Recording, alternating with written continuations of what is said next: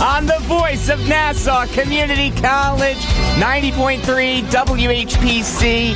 I am Jacob Valk, and I am back in the saddle here on Tuesdays. Aerosmith. I like it. That's my favorite song. Sitting across from me is Eric Fischetti, who held down the fort incredibly well while I was gone from Tuesdays. Thank Eric, you. how are you? I'm very good. How are you? I'm doing good, and Joe Ardita is here. Joe, it feels like I haven't seen you in 5 years. How are you, buddy? I'm good, man. It's been a minute, and a lot's going on in sports. A lot to talk about. I'm looking forward to talking about it. The hot stove is heating up. I love absolutely. Number to call if you have something on your mind is 516-572-7440.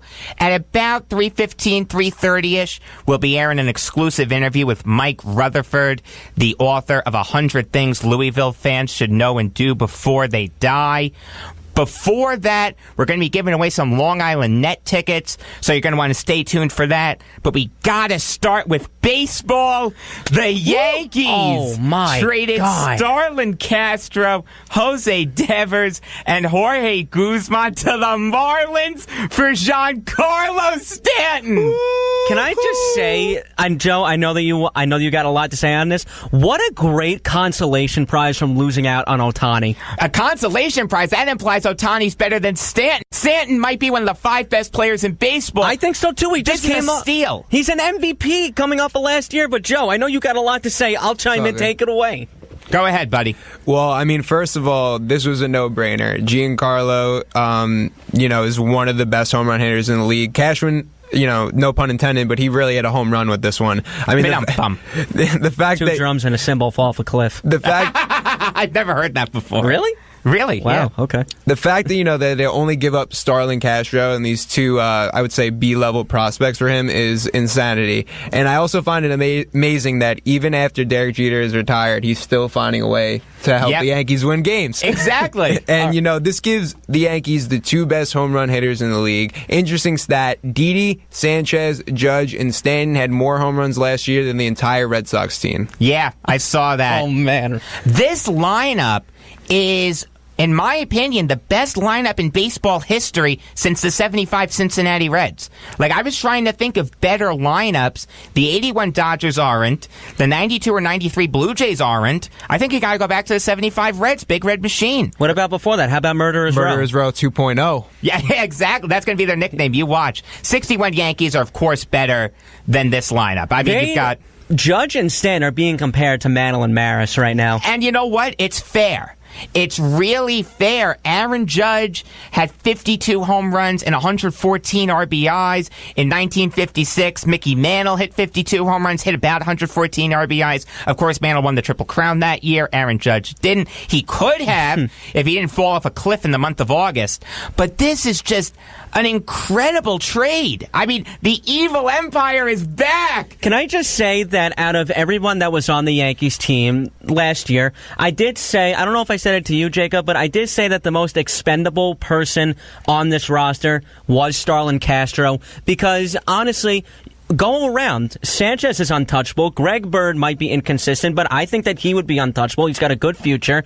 Starlin Castro, you can possibly live without, because there are a bunch of prospects that could potentially be there. Then you have Ron Torres that could play second base. Tyler Wade can play second base.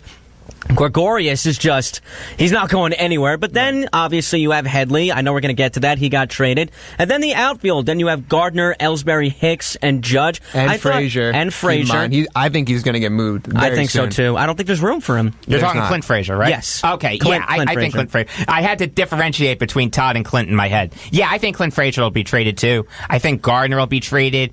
Ellsbury will hopefully be traded, assuming he waives the no-trade clause. Let me tell you, Brian Cashman is not done.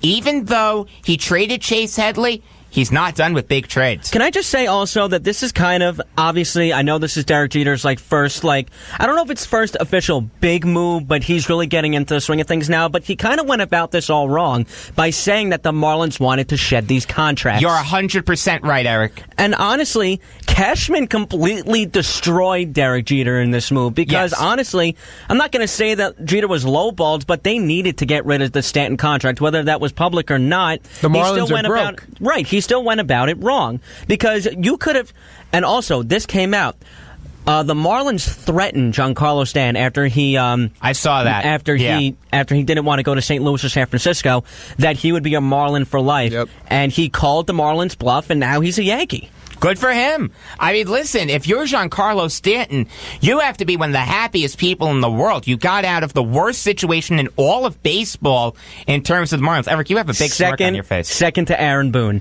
Second to Aaron Boone. Yeah, Aaron Boone's job just got a lot easier. But Giancarlo got out of a horrible situation in Miami. They're the worst franchise in baseball. You're with the Yankees, a team that's my World Series pick. That was one game away from making it back to the World Series. Exactly. I mean, with Stanton in that lineup, the Yankees beat Houston, and they could beat the Dodgers. I don't think there's a question about that. I think they can beat anybody. Yeah, 100%. And I don't even think the Yankees need a fifth starter that much, to tell you the truth. Listen, I'm not going to say that they don't, but it would be nice to have. I heard them linked to Garrett Cole. That would be nice. Yeah. I heard them linked to Michael Fulmer, which honestly... Patrick Corbin, I heard also. Honestly, I can't see Fulmer. Corbin, I can understand. Garrett Cole, I can understand. The Pirates are unlikely to move him. But you need a starter, even if it just means re-signing Sabathia with the guy that's been there, who's been in the big spots. Honestly, I would rather give it to Chance Adams or Justice Sheffield. Roll with one of the young guys. You have them coming up. And, I think the question with this rotation this year is going to be if they can stay healthy. Because if they can stay healthy, they've proven in the last postseason that, there was some sort of resurgence going on. Like, CeCe looked like he was playing, back in circa 2007. Tanaka wasn't giving up home runs, and he was, his split finger was working. Everything was clicking on all cylinders. So it's going to be really interesting to see, what the Yankees are going to be able to do this year. Oh, 100%. I mean, they're definitely the favorites to win the AL East. They're, in my opinion, the favorites to win the pennant. I think they're going to win the World Series. I agree. I really, really do. So, speaking of the Yankees, we alluded to this earlier. They traded Chase Headley and Brian Mitchell to the Padres for Jabari Blash. Last year, Headley hit .273 with 12 home runs and 61 RBIs. Mitchell went 1-1 with a 5.79 ERA, and Blash hit .213 with 5 home runs and 16 RBIs. Eric, what do you think of this trade? Honestly, another great move by Cashman, because something that honestly was not mentioned, the Padres are eating Headley's contract of $13 million. So that just opens up a lot of room to make a sign or even to make another trade. And honestly, like you said before, Jacob, I don't think they're done. No. And by the way, how dare Cashman trade the best first baseman this year? And Brian Mitchell. Do you remember that? When Brian Mitchell caught a foul I was at the ball? game. I was at that game. Of course, you see history all the time. I don't.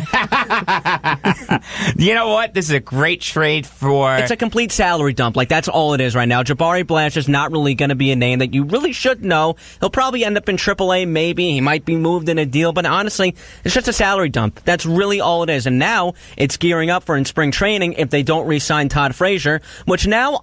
Honestly, it seems likely that they could, but I don't know if they want to. It's Gleyber Torres' job to lose, honestly. I'm going to disagree with you there. I think Torres is going to start the season at second, which I'm still not too crazy about, but I can live with. But I think the Yankees' third baseman next year could be Manny Machado. Oh, okay. Ooh. I really do. Who did you say, Joe? I was going to say Miguel Andujar, the prospect there coming up. Andujar. Yeah, no, I was going to say Manny Machado. There have been rumors that the Orioles are looking to move him. I heard that they want 2 starters for him. I think the Yankees could do it. Chance Adams and Justice Sheffield for Manny Machado. I think that's an even trade for both teams. Definitely possible. So we do have a caller on the line. Caller, you're on Beyond the Game. Well, it's good to hear you on Tuesday, finally. How are you, Martin from Merrick? What's on your mind?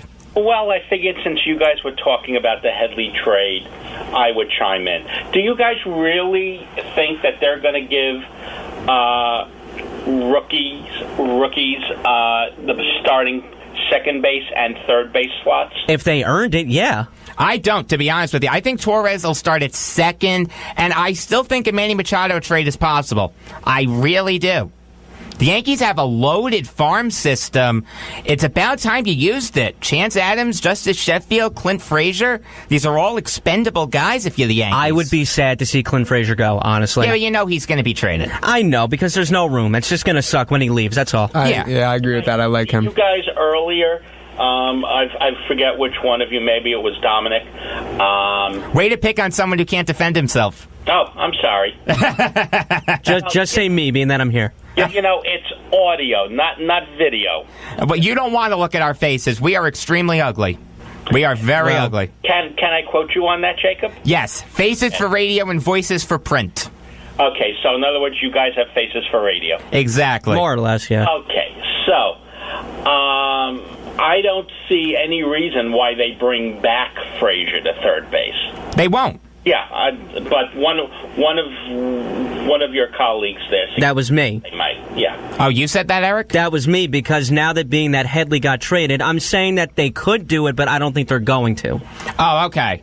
All right. I mean, yeah, they could do it. Realistically, should they? No. I mean, even if he gets over the jitter, even if now that he's over the jitters of playing in the Bronx, what's he going to hit, 220? the thing with bringing back Frazier is you already have two guys who are going to hit a lot of home runs and strike out a lot in Judge and Stanton. You don't need a third one. I don't think Todd Frazier's going to be a Yankee next year. It's tough to say that because I know he loved being in New York. I liked having him here. He did the job that the Yankees asked him to do. But you know what? I really, really think that Manny Machado is going to be a Yankee. Can I play devil's advocate here really quick? Yeah, sure. Because when the Yankees acquired Frazier at the trade deadline, he was acquired with Conley and Robertson, correct? Right, he was the throw-in. Right. But honestly, that was the spark plug that the Yankees needed, in my opinion. Obviously, it didn't really show in the batter's box that much, but his fielding at third base was above average. I'm not saying that he's a great third baseman, because he's not, but he was very serviceable. In the playoffs, he was like a cheerleader. And honestly, if the Yankees bring him back, he still can be that spark plug, because that's the kind of player that he is. And honestly, if we saw a half year with Todd Frazier that was honestly pretty good, why not see a full one? The thing is, though, you already have... The cheerleader spot, I think, will be Mr. Torreyes' to lose. And you already have the low-average, high strikeout guys in Judge and Stanton. Although Stanton's really not low average. I guess the thing that I'm trying to say is that it kind of reminds me of a Nick Swisher situation. Yeah, but the thing is, though, Swisher had a place for the Yankees. Yeah, Swisher had a spot, and honestly, they brought him in for a reason, and he was good on both ends. He was a great team guy, he was the spark plug, and he did well on the field and in the box. Well, let me ask you a question. Who would you rather have as your third baseman, Todd Frazier or Manny Machado? Oh, I would pick Manny Machado any day, but I'm saying that if Manny Machado doesn't work out, why not bring Frazier back? Well, you would take Machado, even given the year that Machado had last year? He turned it on second half. I would take the chance. I really would. And honestly, he's played in the American League East, which honestly is one of the toughest divisions in baseball. But he didn't do well first half, is what Martin's alluding to. But Machado was horrible the first half of the season. And turned it on second half. Agreed.